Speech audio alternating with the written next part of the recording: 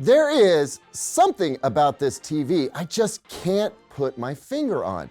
It's been eating at me for a couple of weeks now, but is it a good thing? A bad thing? Should you buy this TV, and why or why not? Let's get into it.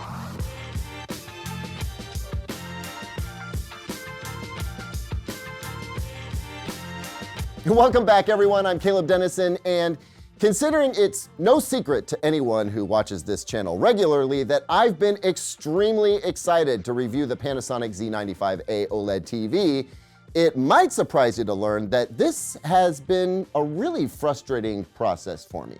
I'll cut the suspense and tell you right now that the thing I've had so much trouble putting my finger on, the thing that eludes me, is a very good thing. See, as you'll soon hear from me, there's plenty to love about this TV. Couple things I hate, but mostly it's all love. What eludes me, though, is why I like it so much. This TV just has something that deeply resonates with me, and even though it would make a real groaner of a pun, and y'all know I love me a pun, the thing that's resonating with me is actually not this TV's outstanding sound system. So let's just get started, and hopefully by the end of this review, I've found the words to describe the feeling that I get when watching this TV. Now, I want to start by getting the one and really the only thing that I really dislike about this TV out of the way right away, so we can just move on to the good stuff. Amazon Fire TV. Folks, I am not a fan, and I hope I'm not offending anyone out there who likes Amazon Fire TV. Hey, look, if you like it, no judgment for me, okay? One of my best and oldest friends prefers Fire TV, and not, at least I don't think, because he works for AWS. It's what he and his family are used to, and so when he came to me asking for a TV recommendation, I immediately told him the Panasonic W95A and Z95A are the two TVs that he should be looking at. But speaking as a TV reviewer, if I could catapult Amazon Fire TV OS out into space, destined for a black hole to be sucked up and never seen again in this dimension, I'd do it. I'd do it right now. Hey, maybe we could just put it on one of Bezos' starships and get it right on out of here. But the good news is that the thing I dislike most about Amazon Fire TV itself, the fact that it starts playing ads the second you turn it on, that's an annoyance that you can disable. And because that is so important, and because it illustrates one of the reasons I dislike Amazon Fire TV so much, I'm just gonna show you how to do that right now. Grab your remote and resist the urge to click the settings cog button on the remote, and instead navigate over to the settings cog icon on the home screen. It's over on the far right here. Now, click Preferences. That kind of makes sense, I suppose. Then click Featured Content? Really? Featured Content, Amazon? You have to know that nobody is thinking this is where you would go to turn off autoplay audio and video. You know why I'm so sure of that? Because I've been in this business for about 14 years and I had to look up how to do this twice, because on the scale of intuitiveness, this gets like a -8. But here it is. Allow video autoplay is now off, and allow audio autoplay is also now off. Now, Chris covers this in his Panasonic TV settings video, by the way, along with some other key settings that you will want to know about. So be sure to check that out if you buy this TV. So doing that will help make sure that this featured area up top here doesn't start blasting stuff at you as soon as you turn on your TV. Full screen, by the way, with sound.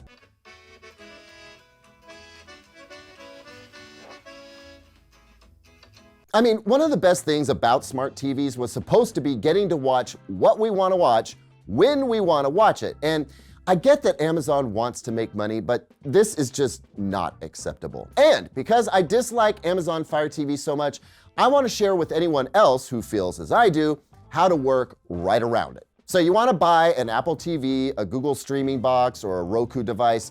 Those are my preferred platforms in order of preference, by the way, and connect it to one of the HDMI ports. Then you're going to go into settings by, again, clicking the settings icon, select display and sounds, then select power controls. And under power on, you'll see that it's set to home. Change this to last input. Now, when you turn off your TV, as I'm doing here, it's gonna tune to the last used input when you turn it back on. See? Because if the last used input happens to be, say, HDMI 1, where you have your Apple TV connected, then every time you turn on your TV, you'll see your Apple TV, or your cable box, or whatever. Anything instead of the Fire TV home screen. Of course, if you switch to a different input and forget to go back before you turn off the TV, just remember that the TV will turn on to that last input that you used. But for folks who mostly use just one source, this will make it feel like that source is the only one on the TV. That, my friends, is how I like my Fire TV. Completely usurped.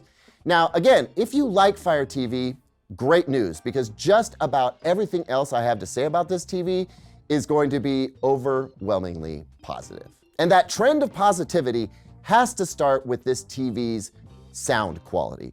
Folks, this TV sounds awesome. Yes, the integrated soundbar strip down here does change the TV's size and shape, but I'm telling you, it's worth it. The onboard sound on this TV is so good that many of you can just skip getting a soundbar. In fact, I'd go so far as to say that you should only get a soundbar if you're gonna be spending for a premium soundbar system with a wireless subwoofer and discrete surround speakers, or like a really advanced all-in-one soundbar like a Sonos Arc or a Sonos Arc Ultra or a Bose Smart Soundbar Ultra.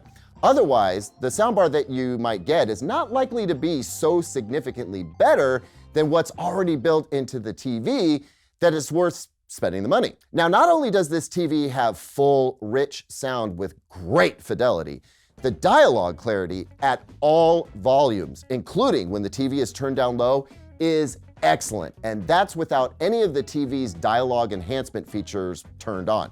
And there's a lot of those. You dig around in the audio menu and you can see here, there's tons of that stuff. Now, I've spent extra time on the sound quality of this TV because I feel like this TV's onboard sound system is going to be a deciding factor for many of you considering this TV.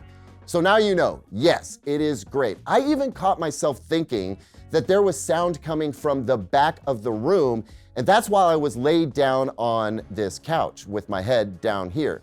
I mean, virtual surround sound should be mostly ineffective like this, and yet somehow this TV had me thinking that there was sound coming from back there. So now that you know what the TV itself looks like, you know that it swivels on its stand, you know what it's like to interact with it, and you know that it sounds fantastic, what's left to talk about? It's picture quality, of course, and I have tons more good news for you on that front. That can only mean that we have come to a section of my TV reviews that I like to call Numbers for Nit Nerds. This is where I toss out a bunch of numbers for TV nerds, and if that doesn't sound like something you're interested in, no problem. We've made it easy for you to skip this section by clicking the timestamp down in the description or by going to the next little segment you see in the timeline for this video. In that next section, I'm going to talk about the picture quality in real-world terms and let you know what I think, especially compared to other TVs that you might be considering. But now, for you nit nerds out there, here's the deal. This TV measures amazingly well. If you're a purist, you're gonna be thrilled with how Panasonic has tuned its filmmaker mode. Here's filmmaker mode SDR, and you'll notice that peak brightness is right at 200 nits. You can, of course, brighten this TV way up if you want, but filmmaker mode is meant to be accurate, so 200 nits is perfect for SDR. Check out the 2-point white balance out of the box here. Peak white comes in at just under a delta E of 2, which is excellent, and at 30% stimulus, the delta E is under 1. Color accuracy? Outstanding, among the best I've seen from factory tuning, and it scores better on luminance and saturation tests than most TVs. I think the LG G4 had these kind of out-of-box numbers, and the Sony A95L and Bravia 9 were also very close, but the Z95A here is in the top 3 most accurate out-of-the-box TVs that I've tested. In HDR, we see that the Z95A manages just over 1600 nits at all window sizes from 2% up to 10%, and then it predictably drops down to just over 200 nits at full screen. A reminder, this is an LG Display MLA WRGB OLED panel, and technically, these peak brightness numbers are about 200 nits higher than LG's own G4 using the same panel. However, as I'll soon discuss, in real-world viewing, the Z95A here is not brighter than the LG G4, even though these measurements might have you thinking that that would be the case. It does follow the EOTF curve religiously though, and its gamma is spot on too. HDR color, again, freaking stellar, as you can see here. All those short lines coming up under a delta E of 3 is awesome. The TV is doing about 98% of P3 color and about 76% of Rec 2020, which is exactly what we'd expect from this panel. So now that I've covered how accurate the TV is in filmmaker mode, let me assure you that you can make this TV look just about any way you want it to. Panasonic has loaded this TV with so many little incremental settings and tweaking opportunities that you can really dig in and make this TV look just about any way you want. However, no TV is perfect, and as many of you already know, it didn't get the top score in most of HD TV Test's shootout categories. It does have a few shortcomings. Near black chrominance overshoot is supposed to be one of them. Panasonic could have pulled an LG and over-darkened the darkest part of the images to suppress this effect, but Panasonic, I think in an effort to preserve accuracy and shadow detail, opted not to crush blacks, and as a result, you can kind of see some of this near black chrominance overshoot like flashing around the edges of dim objects and dark scenes. I gotta say though, like I've used this 1917 clip many times and I'm having a tough time seeing it. Actually, I'm noticing more that the Sony A95L has a little bit more banding in the 10-bit gradation than the Panasonic does. And honestly, I'll take less banding over barely perceivable near black chrominance overshoot any day. I mean, I feel like this should bother me more. It doesn't. Now, I've not put this TV against the LG G4, so I can't say conclusively that I prefer one over the other just yet, but I will say that at no point did this TV ever disappoint me. Not once. Not even when watching low bit rate, low bit depth, and low resolution content. Sure, the Sony A95L and the LG G4 might do a better job of cleanup and present a sharper, cleaner looking picture with cable and satellite and free streaming TV and some lower quality YouTube videos. But the difference is marginal, in my opinion. You are probably not eagle-eyed to notice the difference without having two TVs side by side. That's actually my biggest complaint about shootouts, is the side-by-side nature of them. It's so easy to pick out the flaws when you have two TVs stacked up next to each other. I have to wonder how these shootouts would turn out if you had to look at a single TV next to a reference monitor. How might that change the scoring, I wonder? It's not an efficient or realistic way of doing things, I admit, but I think we would be surprised at how much closer the scores might end up being among TVs. Now, you're nit nerds, which means that you probably check out the TV shootouts. I'm sure you saw Vincent's shootout, and by the way, I think they did an excellent job with that shootout. But if you did check that out, you're noticing that the Panasonic came in last in all the scoring, and I would just remind you that these are the most awesome TVs that you can buy, and coming in last at such a small margin does not mean this TV is not just absolutely awesome. Now, if you're just rejoining us from earlier in the video, here's the deal. The Panasonic Z95A OLED is in the top 5 TVs ever made from a very strict evaluation of picture accuracy, which is to say, it's one of the best choices that you could make. The brightness punch, contrast, color richness, color saturation, motion resolution, upscaling, all of it is top tier. As a top 5 TV, it stands right up there with the Samsung S95D, the LG G4, the Sony A95L, and the Sony Bravia 9. It is perhaps not the singular best at any one thing, but the Z95A is proof positive that a TV is more than just the sum of its parts. With its audio system on board, I think it's the best choice for more buyers than most of those other TVs, save perhaps the Sony A95L, which itself has a very good audio system. For some of you, the fact that the Panasonic has Dolby Vision, whereas the Samsung S95D does not, and the fact that it has an ATSC 3.0 tuner, at least it will after a very soon update, which the LG G4 does not, means that it could come down to a choice between the Z95A and the Sony A95L.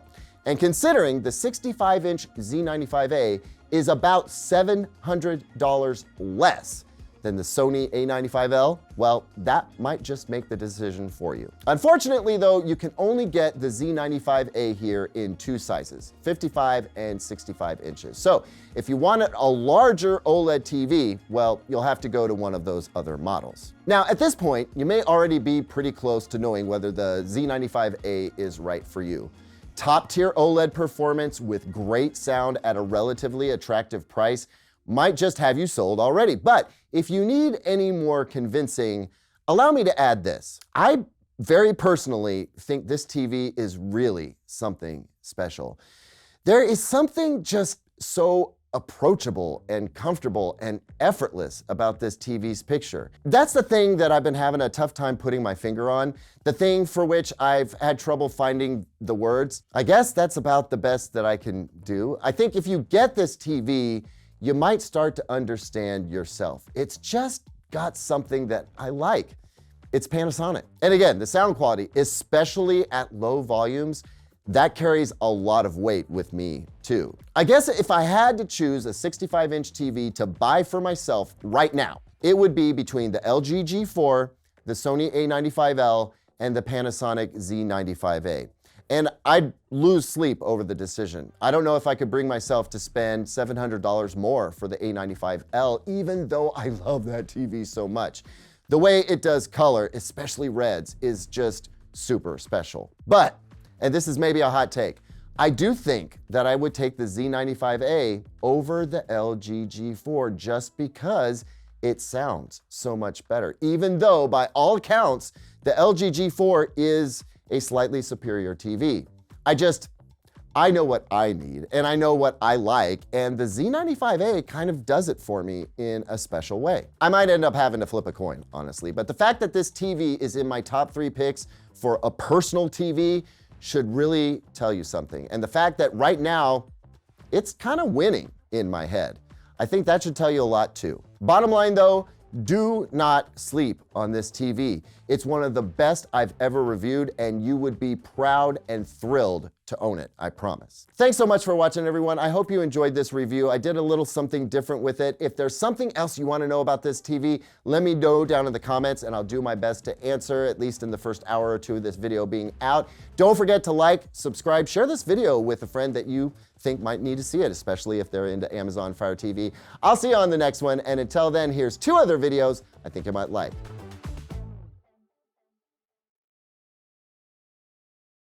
Oh, and yes, the Bravia 8 is coming next, I promise.